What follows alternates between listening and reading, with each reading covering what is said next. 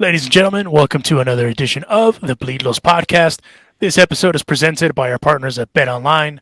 BetOnline remains your number one source for all of your sports betting this season.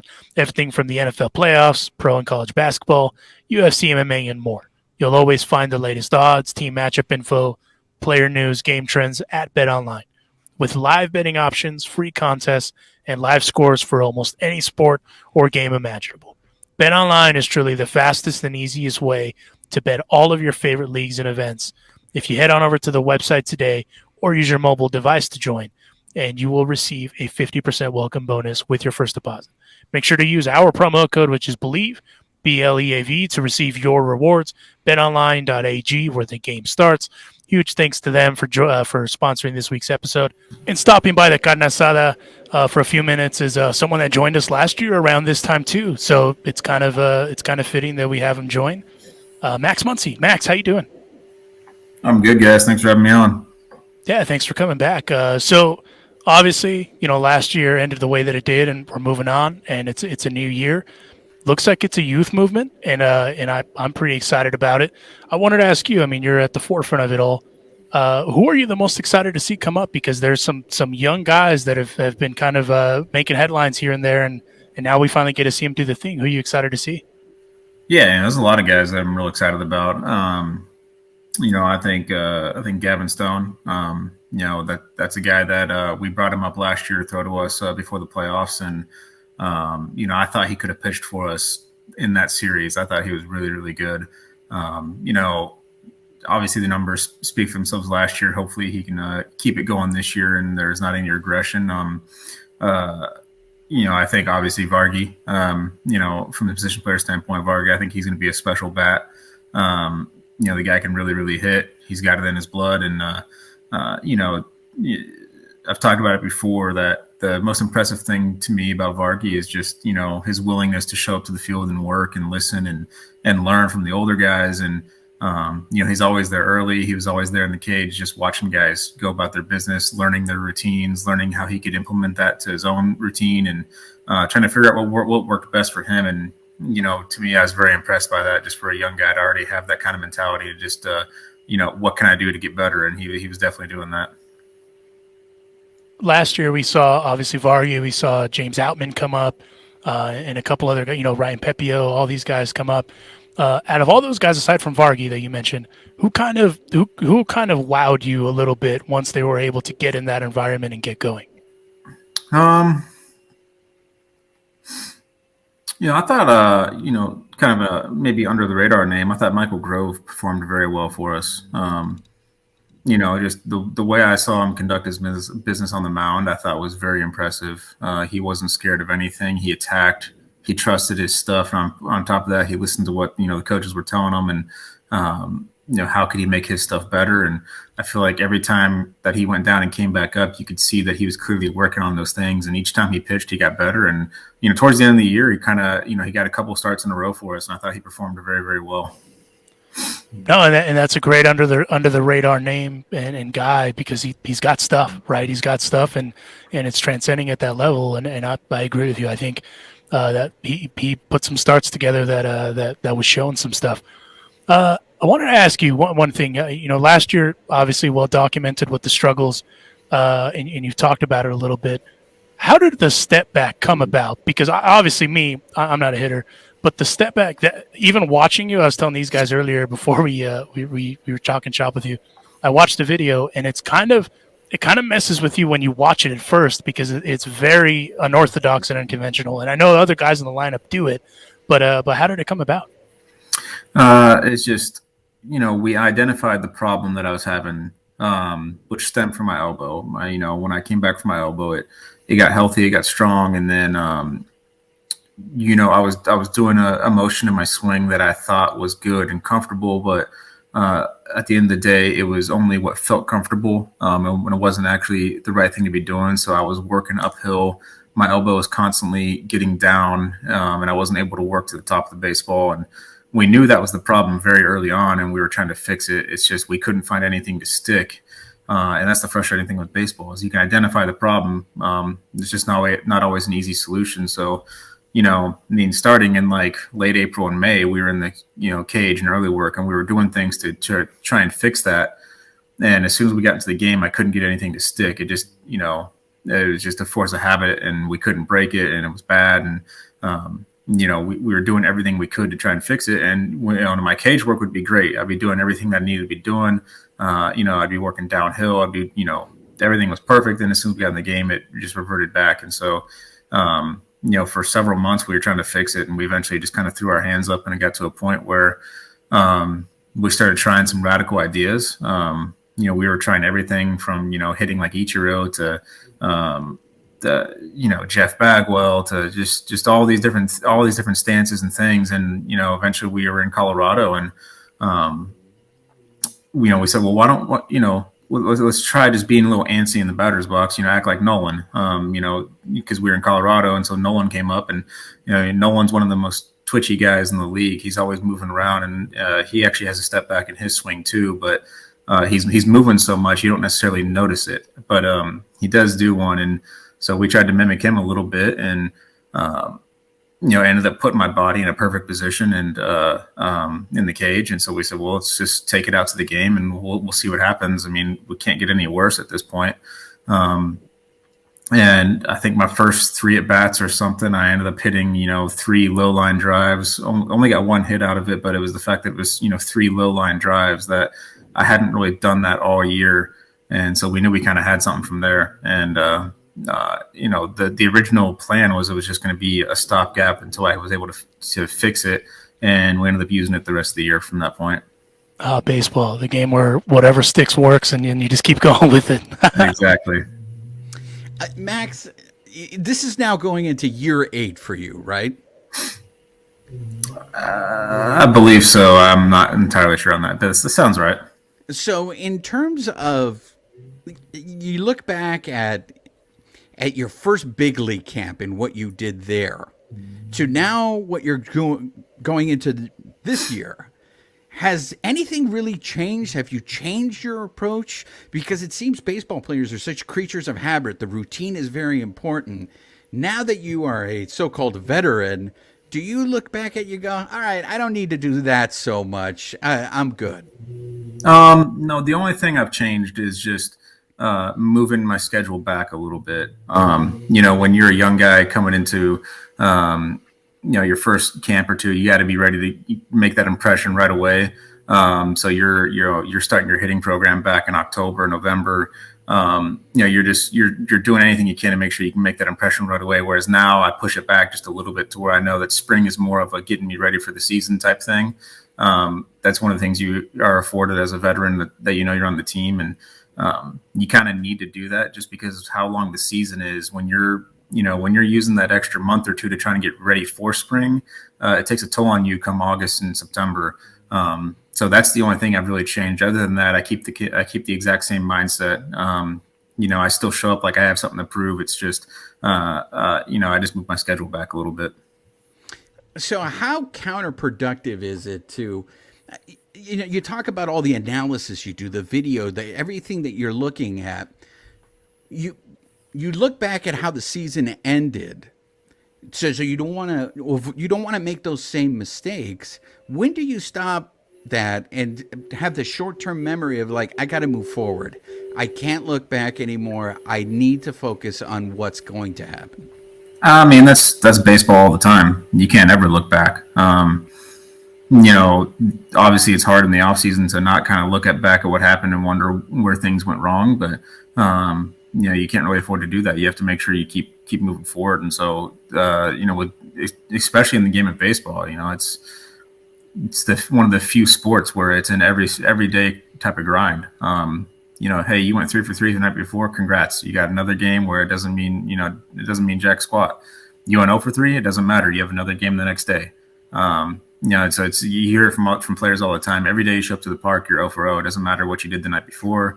It doesn't matter what you did 2 nights before. It doesn't matter what you did the week before. You might be in a 0 for 20 slump. You might be in a 10 for 13, on fire streak. It doesn't matter because it can all change, in the snap of a finger, especially in baseball. And it's, going back to asking if I changed my routine now, it's one of those things that we've always kind of laughed about is, when is the proper time to start hitting?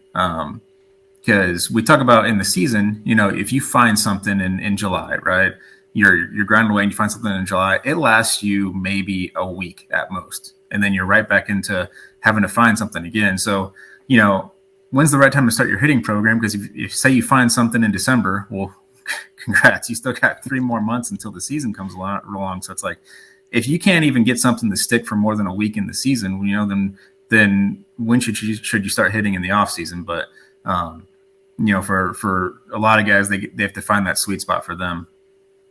One of the things I really admire about you is the transparency that you get with you. Like, I feel like you literally are genuine and you say the way it is. And, the first half of the season was not so hot, but the second half of the season, you were on fire. I go back to that game in Philadelphia when you guys lost, and then afterwards, you were blaming yourself for losing the game. And I'm sitting there, I felt so bad because I was like, dude, you're not the reason why you guys lost the game. But it's like you took accountability for like the whole team. And it's rare that I feel that I see so many players take that accountability, especially when dealing with the media. Where does that come from? That's just the way I was raised, I think. I give my dad credit for that one.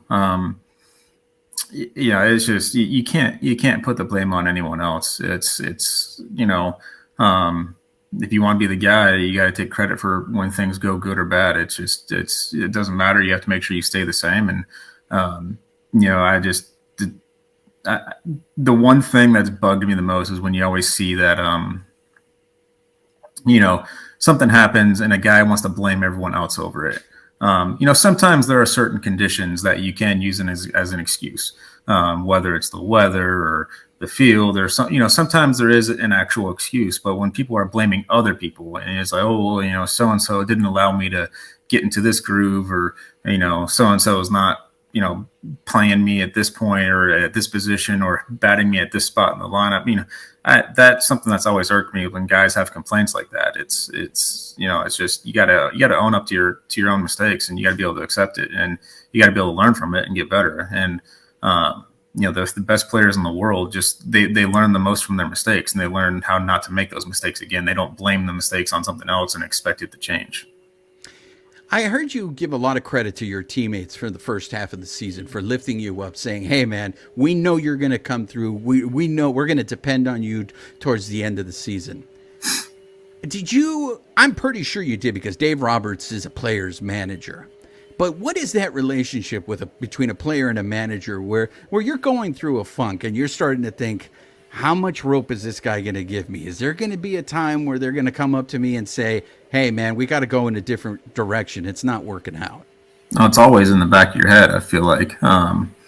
You're always thinking about that, but it's just, when you have everyone coming up and making sure that they have your back, it makes it a little bit easier to keep that thought out of your head. And that's the whole reason of them doing that, is because they understand it, because, they go through it too.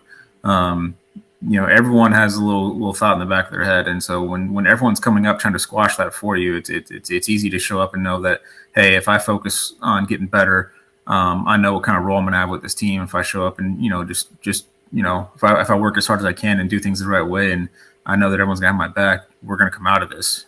There's a reason why you're on this team. Up and down the roster, whether it's the bullpen, starting staff, starting players, bench players, there's a reason why you're on the Los Angeles Dodgers, and it's not because you're a bad player. We're not a team that's rebuilding. We're not a team that's trying to get guys to find a little spark and trade them at the deadline. That's not what we do. You're on this team because you can help the team win. And so if you're struggling right now, we know you can turn it around. It's just, everyone's got that mentality in the clubhouse. You've always been very open about the mental aspect of the game and how hard it is to play this game. You guys are out there playing it every single day, and this is a game of failure. The majority of the time, you're not going to be successful. Why is it so difficult for players to discuss the mental aspect and be as open as you are? I think for a lot of players, there's probably a little bit of, they might think talking about the mental side makes them a little weak. No one wants to admit that there's struggles in this game, and I think there might be a lot of that. I think a lot of it is just some players haven't realized that that's what they're going through, and that was something that I had to realize, was that I was going through a little mental funk, and it still happens all the time. But half the time that you're in a slump, it's because of what's going on in your head. It's not because of what's going on with your mechanics. And it's happened to me plenty of times before. I'll sit there and look at the film all day long, and it's like, man, my swing looks exactly as it did a month ago. What's going on? Well, it's because you think something's wrong. That's the whole point of having routines, is if you're showing up and doing the same thing, whether you're hitting good or hitting bad, that eliminates some of the stuff that you can, blame for what's happening. And, it's just, to me, it's just, I think you have to man up to it sometimes. I wanted to give you congratulations. I know you got another edition coming, so congratulations to you and your wife. The last time we talked, you were not a dad yet. You were close. I wanted to ask you, because you're an elite patient person. You're probably the most patient baseball player I've ever seen on a diamond. With the fatherhood aspect of it, has that changed any of the psyche with that as well? I don't know. It's becoming a father is the greatest thing that's probably ever happened to me. It's incredible, and just watching my little girl grow up, and the new things that she does every single day, and it does seem like it's every single day she's doing something new, and it's I get up in the morning and I go to workouts and do my baseball stuff, and then when I come home, it's like she's doing something completely different than the day before, and it's like, well, what happened? It's incredible just to watch how much human beings can change in such a short time, and it's really fun, and it's it does change your mentality a little bit. It makes you realize that there's especially when it comes to baseball, there is more than baseball. Going 0 for 3 may sound like the worst thing in the world, but you still get to come home to your family, and you get to be a dad, and it does change your mentality a little bit. But we are players at the top of our game. We're the best in the world, and you don't ever want to fail. But it does make it a little bit easier. Well, and also, if we're being completely honest, if I had daughters, I would get soft. I can just tell you that right now. I have 2 boys, and obviously we roughhouse and do all that stuff. But obviously, if I had 2 daughters, mindset would be different. And I see it with my dad. My dad's probably the largest red ass that I know, and he has 2 daughters. And when it comes to them, no, he crumbles. He crumbles. So I completely get it. Yeah, you'll do anything for him. Oh yeah, 100%. And truthfully, I mean, that's why we go about the format we go with, is because you guys are human at the end of the day too, right? Like there's the baseball player, but then there's actual Maxwell Muncy, right? The guy, the dude, the dad, right? The husband, and I think that's one thing people forget. It's 1% of what you are. Yeah, well, most people don't tend to know the other person. They just know what you see on the field, and that's kind of all they care about. Yeah. But that's people's rights, though. That's what we signed up for as athletes, for any sport. That's it's not an easy business, and it's not meant to be easy. That's the risks when you sign up, and so that's what you get. It's like I tell my kids all the time: if it was easy, we'd all be doing it. I wanted to ask you though, and again, it goes back to that mental thing. You're incredibly patient. Like your eye rate and all that is elite. And I wanted to know what, just how you've been able to maintain that level of patience as you've grown. Because I know you always hear, oh, the more you play the game, the slower it gets and stuff like that. Yeah, I think it's game planning for me. People are always like, well, how'd you not chase that pitch? Well, it's because that's not the pitch I'm looking for. And a lot of times it's that's what'll get me in trouble a lot too, and especially last year. Last year you're trying to figure out what's going on with your swing, what's going on with your body, and then you still have your game plan, and then they're pitching you a different way, and it kind of just throws you off completely.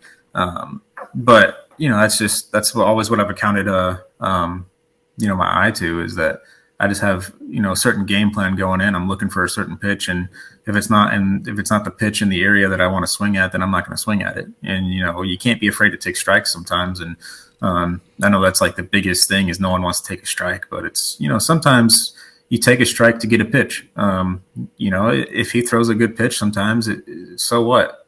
You got to take your chance that he's not going to be able to do it again. A lot of times they can, but you got to take your chance. Fair. Looking ahead, like we were talking about a minute ago, I honestly think this team is going to be still good. I think if anything, obviously everyone loaded up. That's how the offseason goes. The Dodgers also made some moves. I feel pretty good about this team. Looking ahead, how do you feel about this team going into 2023? I feel great. We're going to be a really good team. We're still the Los Angeles Dodgers.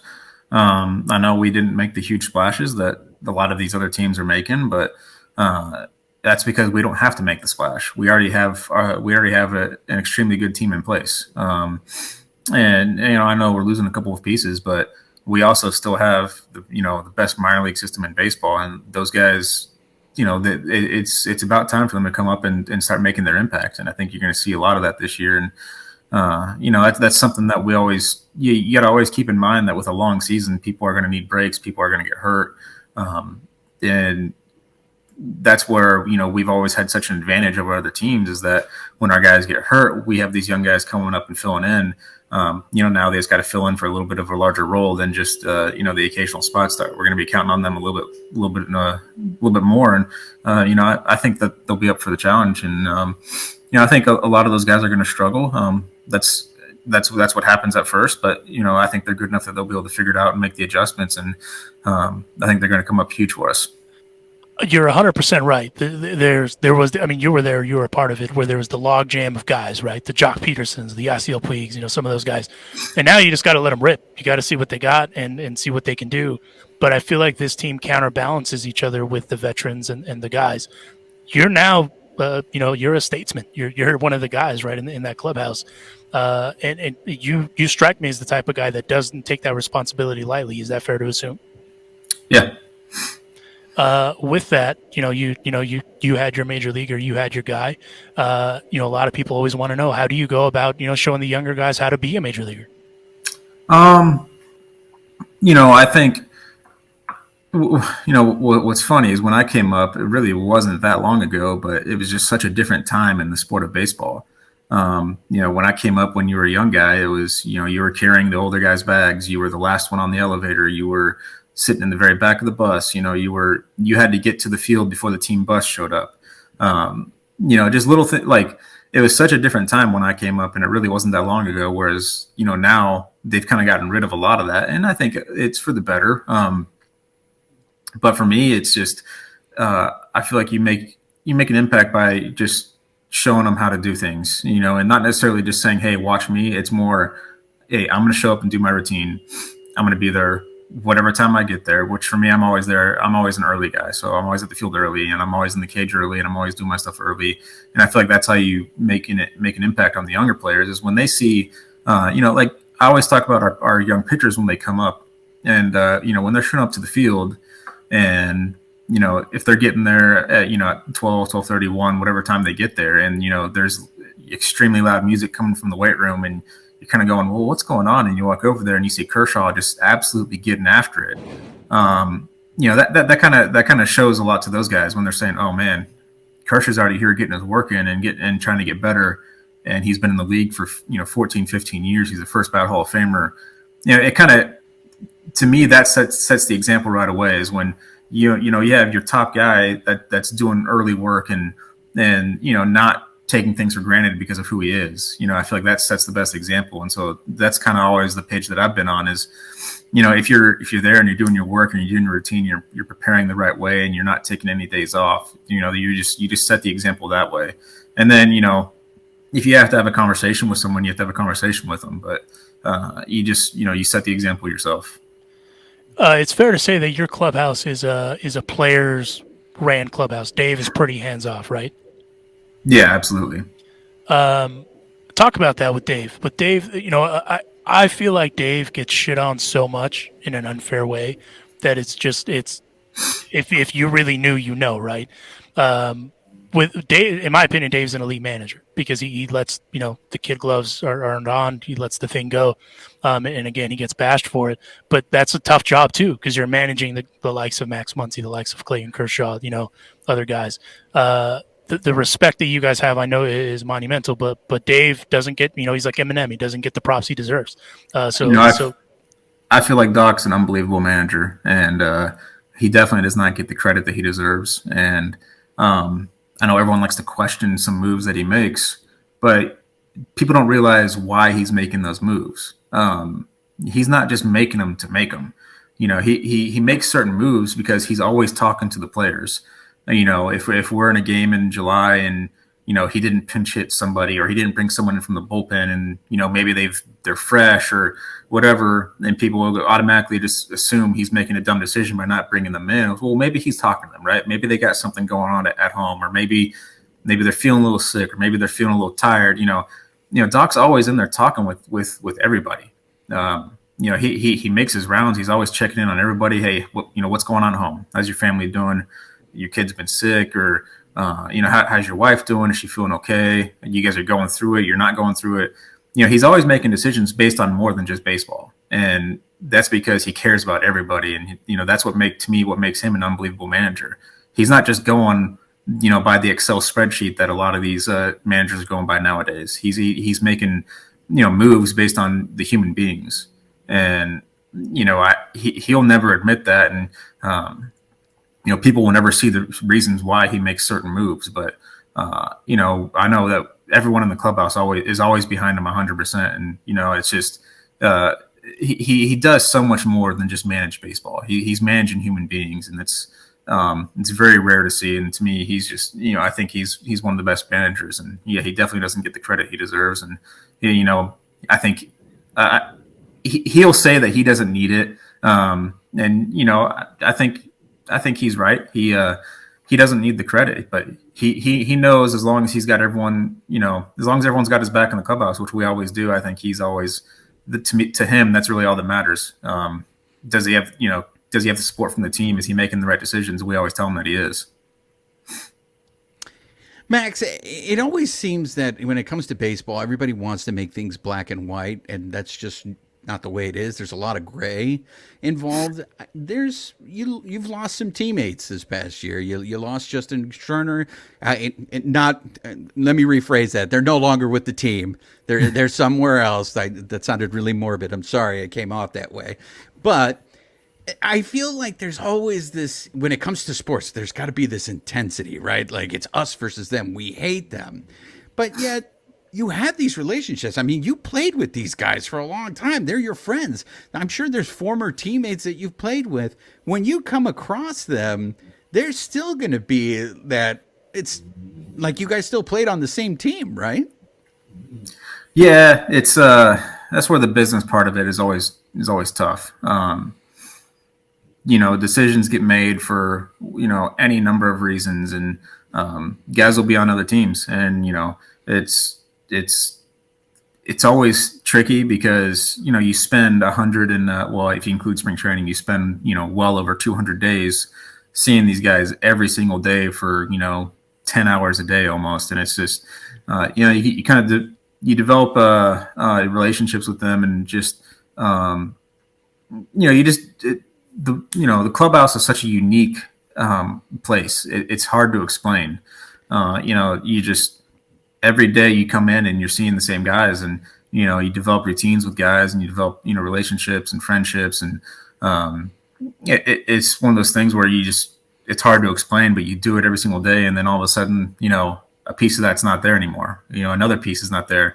You bring in a new piece, and so it's like it's always weird. And then you see them on the other team, and you're kind of like, man, that guy used to be over here. That guy used to be in the locker right next to me, and I saw him every day, and now I'm playing against them.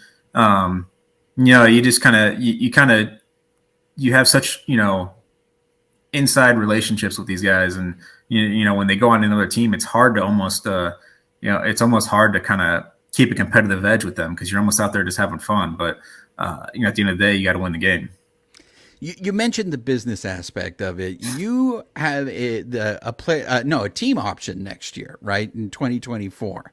Yes. Now, I don't know. I mean, again, us at work, we have our jobs. I'm sure there are some jobs that you're contracted and you don't know where you're going to be. That's got to be kind of nerve-wracking, doesn't it? I mean, you've established your routines, you have a life. To know, wait, am I going to be here next year? Like, how far do you plan it in advance? How is that? How do you cope with that? Um, for me, it's always been you got to worry about the day at hand. You can only control what you can control, and um, if you worry about outside things, that's when you get in trouble. So for me, it's always been you got to show up and worry about winning that day.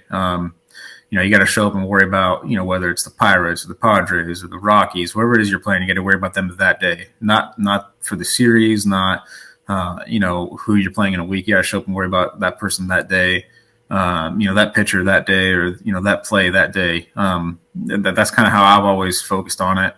I will admit it is getting a little bit harder now that my family's growing, and you kind of want to be have your roots in one place, and that's always difficult when you see guys that have they have big families, and it's like, well, now we got to pick up and move to a whole other place, and it takes tolls on people. But for me, I've always tried to focus on just taking things one day at a time, and I do have a team option for next year, and obviously I hope that turns into something more than just a team option. And, I think at the end of the day, I think I control my own destiny there. If I show up and play well, I think we can make something happen. But if I show up and play bad, it's, I don't think that's going to be there. So I think I control my own destiny on that one. And I think the best way to just focus on that is you just got to focus on one day. You can only control what you can control. You can't control anything else. I want to segue you. Last time you were on the show, you spoke so glowingly about playing for the Charros. And it was so funny. We told Eric Karros that you played for the Charros, and he didn't believe us. He didn't think you played in the Mexican League. And we're like, no, he told us he played there. And you talked about the environment, right? How the fans are and all that stuff. The World Baseball Classic is coming. And for the first time since they've held this tournament, I feel like there is a palpable excitement to it. The U.S. team is stacked. We all know that the Dominicans and the Puerto Ricans always load up their teams. Is this tournament starting to turn? I'm not saying it's going to get to World Cup levels yet. I wish it would. But what are your thoughts on that? And did the U.S. team ask you to play for them this year? First off, no, I was not asked. If I was, I would probably 100% jump in. I think that'd be the coolest thing ever to wear a Team USA jersey. But I think it is turning a little bit. I mean, you're seeing, in the past, it was always one of those things where guys would turn it down. Right. Like, no, I got to get ready for the season, whatever their excuses were. But a lot of guys turned it down, where now I feel like you're seeing all these guys accept the invitation. And, I don't know why the reason that is. I think it's exciting though. It's, I think if anything, this is one event that can really help the sport grow. It just, when it becomes an international event, it's just, I feel like it's much larger audiences. You can really help the sport grow. And that's something that we really need. Speaking of the sport growing, as you know, the shift has been banned. And I was curious we've heard it from all the angles, right? But I don't think I recall hearing that from a guy that plays. Wanted to hear from you. What do you think of the shift being banned? Is it good? Is it bad? Doesn't matter. I'm excited about it for multiple reasons. One, offensively, I'm excited about it. And, not seeing a guy, I think the biggest difference to me will be the guy not being able to stand in the outfield. Having to play on the dirt, I think, will be a huge difference. And then also the shortstop not being able to be on the right side of second for me. I feel like, the ball that you roll over in the hole, I never felt like you should be able to get a hit for that one. That's just always been my opinion. But when I do what I've been training my whole life to do, and I hit a rocket right up the middle, and then the guy's just standing there, like, that's the one that's always really irritated me. Your whole life, you're just taught to hit the ball up the middle, hit it right back at the pitcher. Well, that's an out now. It doesn't work anymore. And so I'm hoping that with the shift being banned, I mean, I know they can still play up the middle, but they have to be on the left side of second. So Yeah. I'm hoping there are, a few more hits there. And then, the guy not being in the outfield is going to be big. I think of, when we play the Padres and Manny is playing shallow right field. And, I think a couple of years ago, Manny actually dove for a ball and his glove hit the wall on me. That's how deep he is playing. I hit a line drive and he dove for a ball and his glove hit the wall and I ended up getting a double out of it. But it was like, man, in no world should that not be a hit. Like, just in these teams have gotten so good at where to play players that,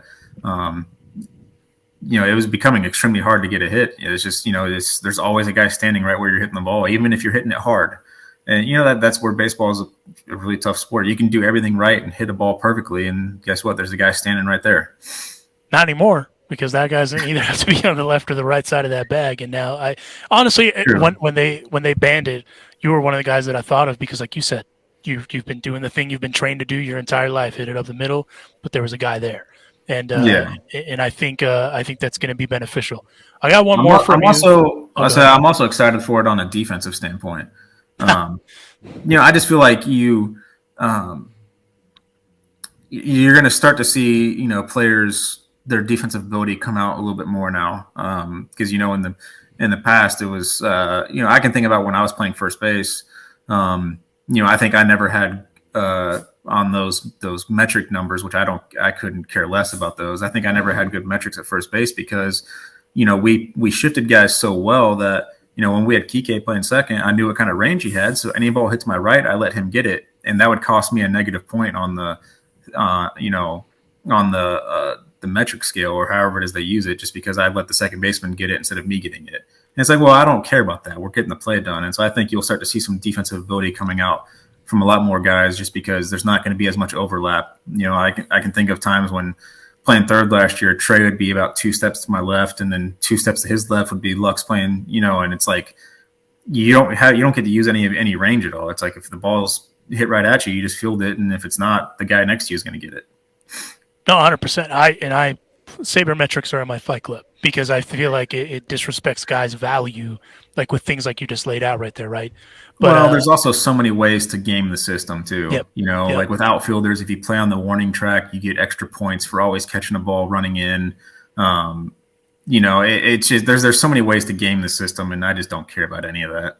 No, I'm in the same boat as you. But I am excited though because we just talked to one of your former teammates about this, Joe Kelly, that there's going to be gloves coming back, right? Like there's going to be guys that are dudes that they're elite at that. Like I will never stand for Omar Vizquel slander, and I hate it because people call him an accumulator and all this and that. It's like, yeah, but have you seen the dude's glove? Like there's not another glove like that, right? So that I'm excited for that to come back because it's baseball.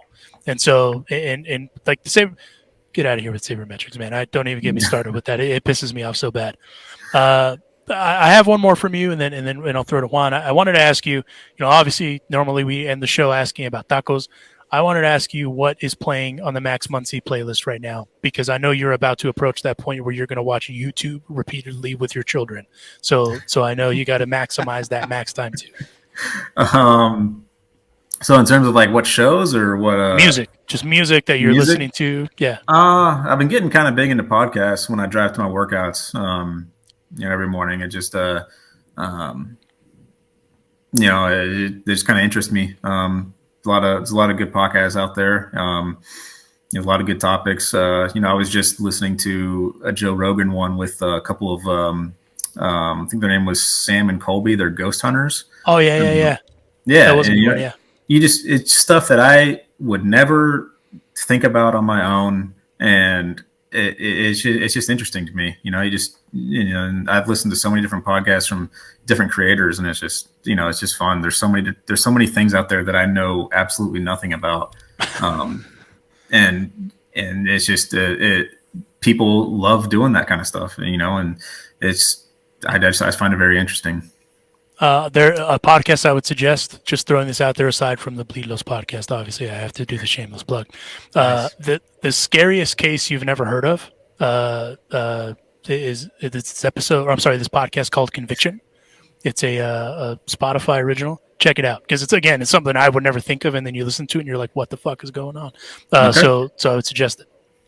Cool. I'll check that. I'll definitely check that out. Juanito? Who knew that Max was a Ghostbuster? That's awesome. Well, I'm not a ghost, but I got real interested because I don't know anything about it, and when you hear these guys who have created a living by chasing that stuff down, you get real interested by it. So we're going to end the show with our kickback questions here. Some rapid fire ones, Max. First of all, we will not stand for any Julio Urias slander on this show, and it seems never. We feel like he's gotten a little disrespected, especially when it comes to year-end awards. I get it that Sandy Alcantara had a great season, but it just feels like it doesn't matter what Julio does. He's not going to get the recognition he deserves. And I started to see more people like Kershaw and Chris Taylor and your teammates like voicing, hey, man, this guy's really good. I mean, how much do we underappreciate what that guy does? I mean, if you go back to when he kind of broke into the league, I know he was kind of a spot start out of the bullpen. He's been the same pitcher the whole time, and it's been very consistent, very good. You need 5-6 innings. He's your guy. He's going to give it to you every single time. He's going to give you a chance to win every single time.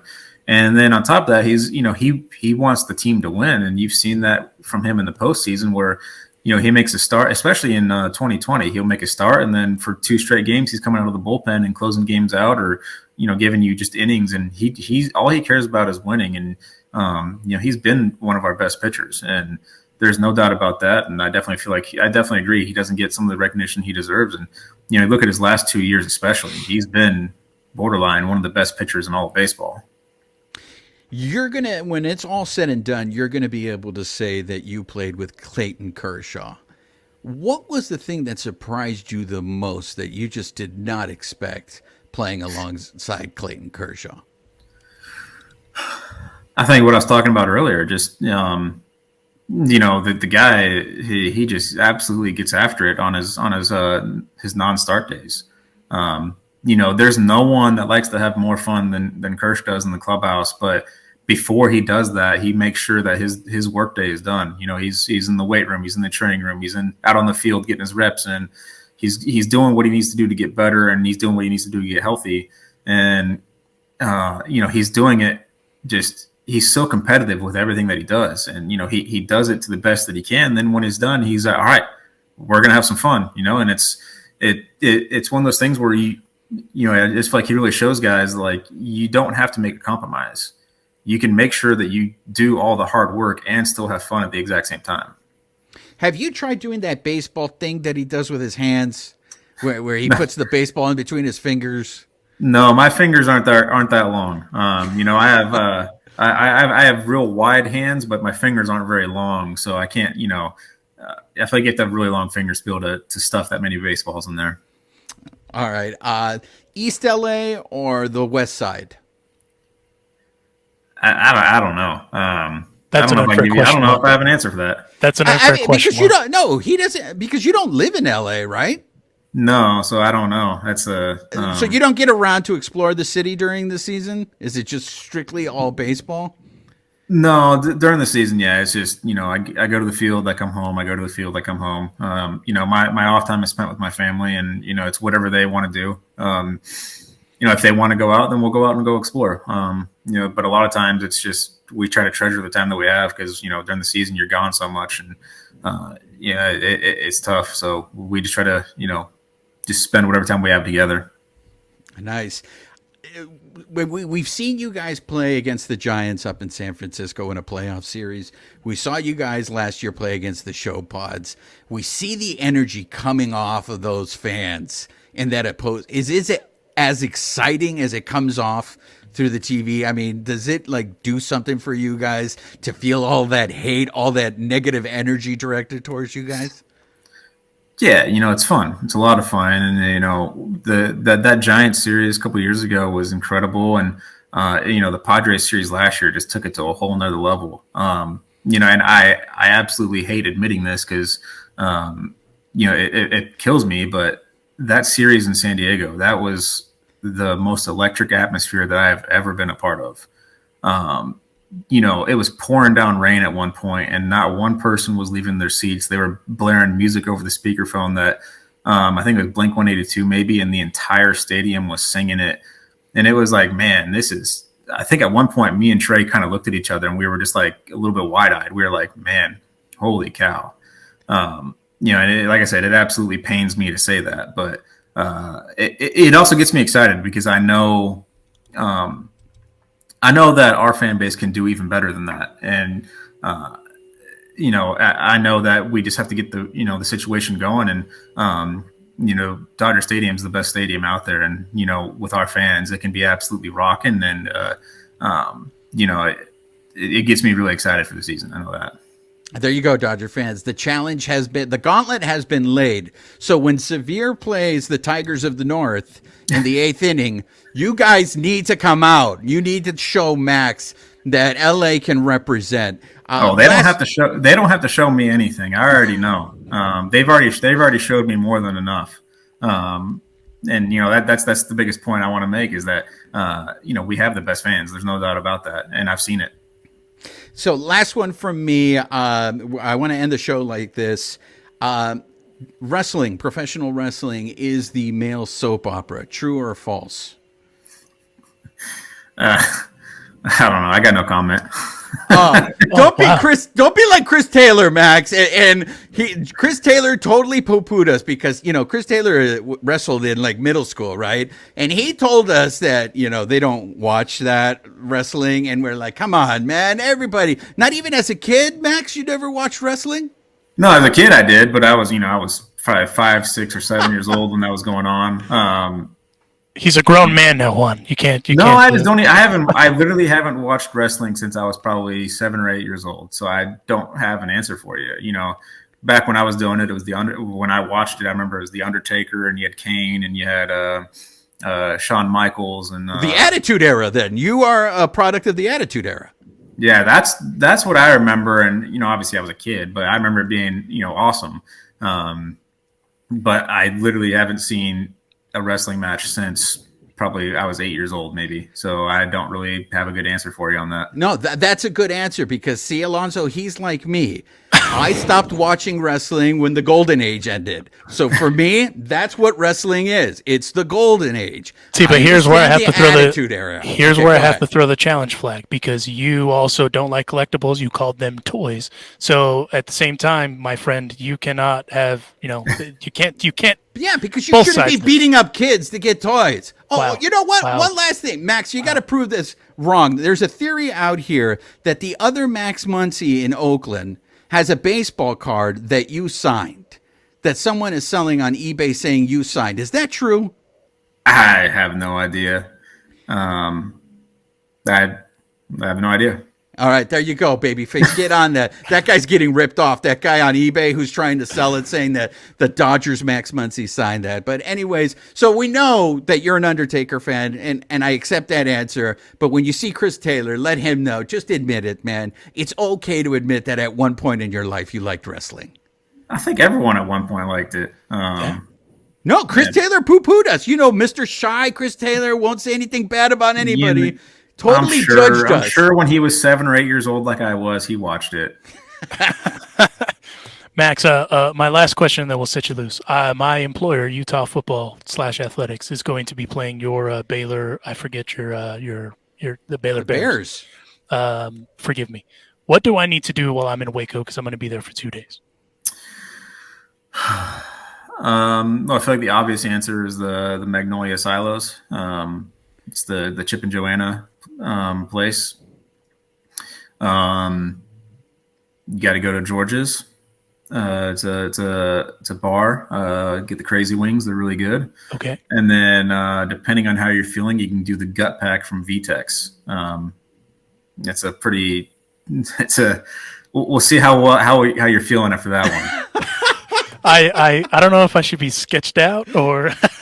Well, the gut pack, you'll have to look it up. I can't exactly remember. It's been a long time, but it's like 3 or 4 different types of like barbecue meat with like beans and Fritos, and it's all shoved into like a little box. So they call it the gut pack. Okay, noted. Maybe that's what I'll pitch for our team feed after the game, regardless of which way it goes. Max Muncy, No, they'll probably do Rudy's. I feel like a lot of teams do Rudy's. yeah, we did that in Arizona, I believe. So it's you're not wrong. But I will lobby for George's on Max Muncy's word, number 13 of the Los Angeles Dodgers. He said we should get George's. If we don't get George's, someone should get arrested. Max, as always, we really appreciate you stopping by. You're a real one. And ladies and gentlemen, the most patient man in baseball, Max Muncy, stopping by. And thanks again, Max. Yeah, thanks for having me, guys. Big thanks to Max Muncy for stopping by. As always, the most patient man in baseball, never ceases to amaze me because I like how open he is and transparent he was, Juan, as you pointed out several times, with just about everything. But I also like how real he is when it comes down to just everything, whether it's the simplicity of the game, getting stuff to stick to the wall to make it work again, but also he doesn't shy away from the slumps and how it can affect a guy. What was your kind of takeaway from all that, aside from the transparency? My biggest takeaway was he's a fan of the Attitude Era. And I just don't understand why people are so reluctant to admit that they're fans of wrestling. I don't get it. There's no shame. Okay, There's no shame. For those of you that are unaware, Chris Taylor poo-pooed, as Juan said. That's a direct quote from Juan Ramirez, the guy to my left, right box, whatever it is, about pro wrestling. So if you listen to the show, we like pro wrestling. We like gimmicks. They talked to Mr. Ass, aka Daddy Ass, better known as Billy Gunn, at the CT3 Foundation. Ironically, they spoke to him there. And Chris Taylor said that real wrestlers, that's what he said, do not like pro wrestling. Juan has clearly been slighted by that comment, and it carries on. Yeah, I mean, other than that, the thing that really, the thing that sticks with me with Max Muncy, every time we talk to him, I feel like he's so serious. Like he's a serious guy that whenever he breaks out into a smile or even like laughs a little bit, I'm just like, oh my gosh, And the thing is this is a guy who I don't doubt he is in touch with his emotions, because he's talked. I mean, the first time he came on the show with us, he talked openly about the struggle, the mental, how hard it was for him to go through it when he was going to quit baseball. He was really this close to quitting baseball. But it was just, I appreciated that he answered the question when I brought up the Philadelphia game. Babyface, do you remember that game when he made the air and they lost? And then afterwards, he answered all the questions. And I was just like, just play the sad music underneath him answering the questions, because I felt so bad for him that he was out there alone and taking the fall for them losing the game. And unnecessarily, by the way. Unnecessarily. Yeah. So I appreciate that he's willing, and I say this because I know I see a lot of comments, and I'm guilty of this too. But I see a lot of comments from fans who, just very easily rip on these guys and say they suck and stuff like that. Like I saw a comment once where like players, they see interviews with Dodger players, and the comment is just like, why aren't these guys talking about how embarrassed they are that they lost to the show pods? Like just like really harsh. And it's just like, bro, like I get it. I was like you, but like these guys are human beings, man. I mean, don't you think they wanted to beat the show pods? I mean, they didn't want to lose. And so to see major leaguers actually openly talk, about their failures. I mean, this is a sport about failure. Yeah. So the majority of the time we are going to talk about how we didn't succeed. Well, and with that too, we asked about Dave Roberts, right? And I'm the self-proclaimed conductor of the Dave Roberts appreciation train, because the dude gets shit on so much, and I like how in perspective Max really put it, right? Because there's all the behind the scenes stuff that we don't get to see as fans, right? That kind of peek into the clubhouse and the dynamic of the clubhouse, I think, for me at least, I think was important for fans to see, because Dave Dave doesn't follow the script, right? And I know people think he's following the script, he's following the game notes, the Excel sheet, like Max points out. But I think it comes back down to what we've talked about quite a bit on this show, and it's appreciating Dave for what he is. He's an elite manager. He makes the thing go, and he humanizes, the guys like they should be. And I feel like giving Dave his flowers is appropriate. But I mean, at the same time, he's going to be, the guy that is critiqued probably the hardest because of, even at this ShowPod series, the decision making, it was brought into question and whatnot. So I think, all in all, I think Max, to your point, I think he's in tune with his feelings. Roger, I know you're not an attitude era guy, but what did you take of Max's answer about the attitude era? Well, before that, real quick, I think what really stood out to me though about that part with Dave, where he said he goes and he checks in with guys, how they're doing, how they're feeling, not just there at the park, like how's your home life, how's your kids, and I think that's something important. That's pretty important to me because like how many times do you go to work and like you feel like crap, maybe whatever, your kid's sick, your wife's sick, whatever, you had an argument, whatever, right? You're not all there. I mean, yes, I get it, the professional baseball players, but still they're humans, right? Like you said, and I think that has a big part, hey, this guy's kind of down today. You know what? Let's kind of give him the day and we'll use him, tomorrow or the coming days, right? Yeah. I think that's pretty important. That's something important that not a lot of people think of. But yeah, I don't know. One's starting to get upset with our guests, so I don't know what we're gonna have to do if they're not into wrestling. I think I might have to kind of kibosh it. I'm gonna have to ask them ahead of time, like, hey, there might be some wrestling questions. I'm just going to say this, okay?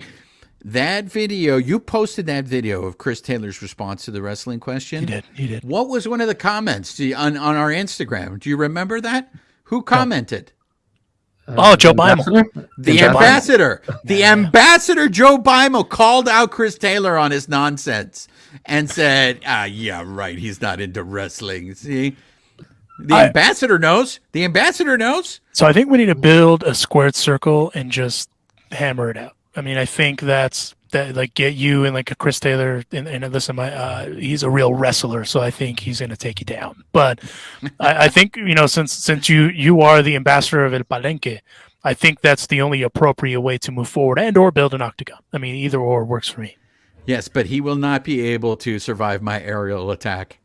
I've mastered the ropes. I'll be dropping double X handles from the top rope. Double X handles. Okay. If you don't know what that is, YouTube it. Don't ask. Don't just be cautious about what you YouTube on as far as that goes. The other takeaway I took from it, obviously the human element, but also, I mean, pointedly asked him how he feels about this team. And I mean, I'm of the party that I think this team is going to be good. I don't think, honestly, I mean, a lot of people think they're going to be taking several steps back.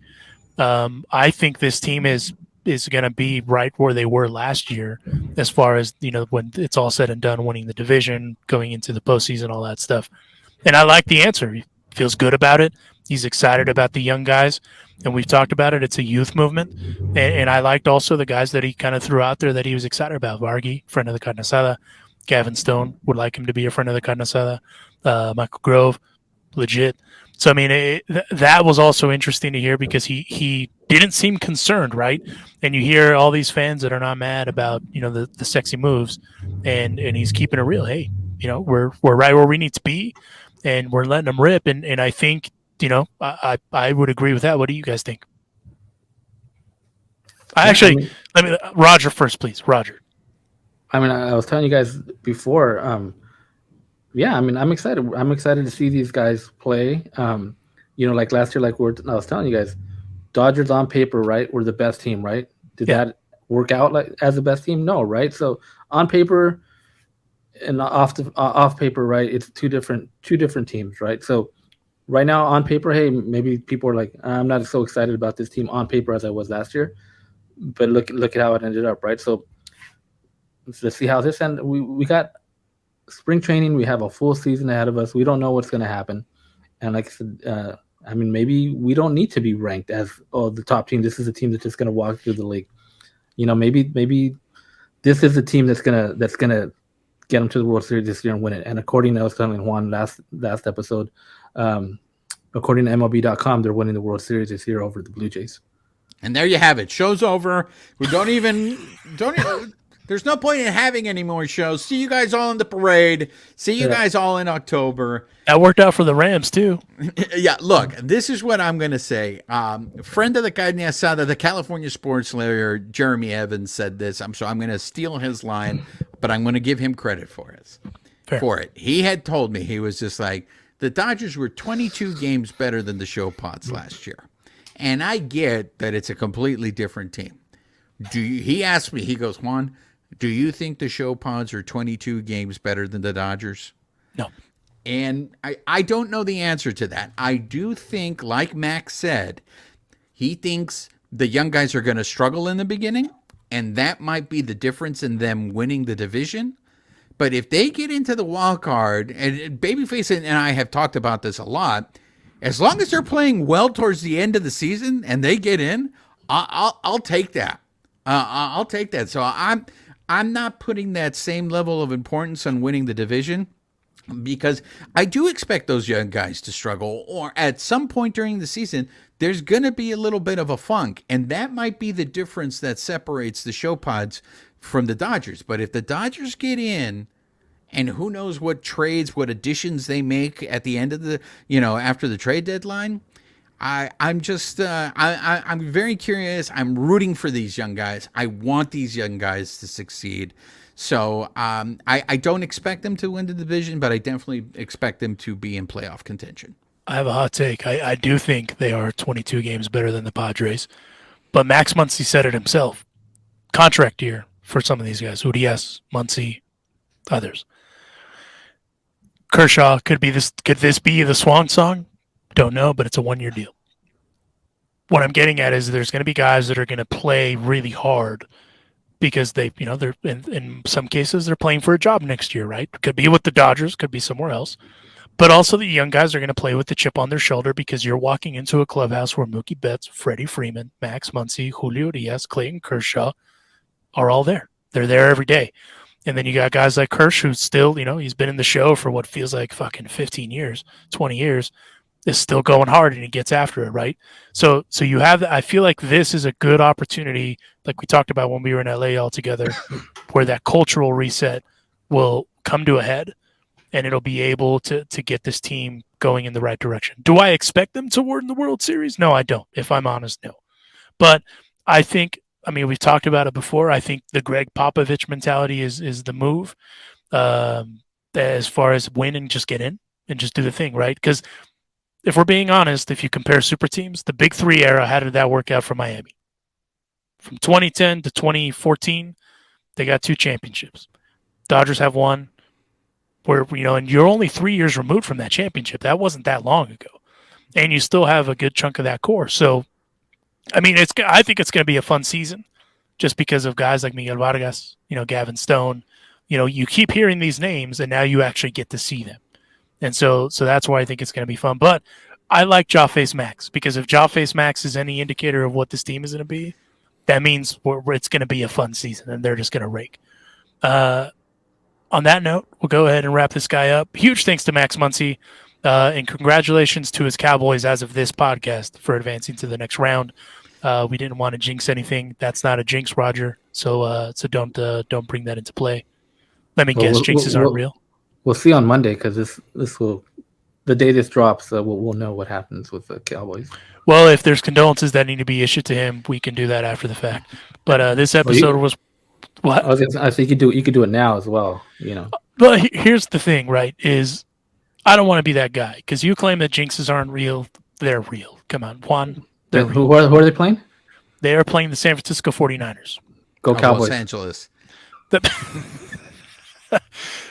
If you don't know, the running bit is Roger. I don't know. I didn't know if you guys know this, but Roger wrote the sports bylaws of fandom. And you cannot be a fan of the Los Angeles Dodgers and the San Francisco 49ers because I don't know how football and baseball intertwine. Hey, Alicia tweeted that out the other day and started up a right. A but firestorm listen, she's a very diplomatic person. That's her shtick. The La Princesa de Picolandia. You are an ironic babyface gimmick. just because it's in the name doesn't mean that you're a heel, Roger. You're a heel. I'm not a heel. I'm the baby. It's in the name, baby face. Regardless, I didn't know if you guys knew this. This man is the historical president of sports fandom bylaws. And if you are a fan of any Los Angeles sports teams, you cannot be a fan of the San Francisco 49ers. I don't know how that applies with the Raiders, right? Because they left, they left to other places, but they're still. So I don't get it. The math doesn't add up, is what I'm getting at. It's all right. We'll discuss it next time when Alicia's on the show. We'll discuss it. But again, the math still doesn't add up, whether it's Alicia here supporting your argument or not. You can't do the 2 for 2, my guy. We're still at a stalemate. We'll get into it.